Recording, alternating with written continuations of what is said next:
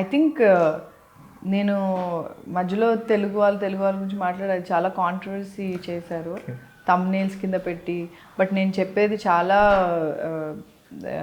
Light హార్టెడ్గా నాకు అనిపించింది, నా ఎక్స్పీరియన్స్ ద్వారా నేను చెప్పుంటా అంతే. అప్పుడు కూడా ఇలాగే చెప్పున్నాను, కాకపోతే థంబ్నెయిల్స్లో అది పెట్టుకొని ఉంటారు.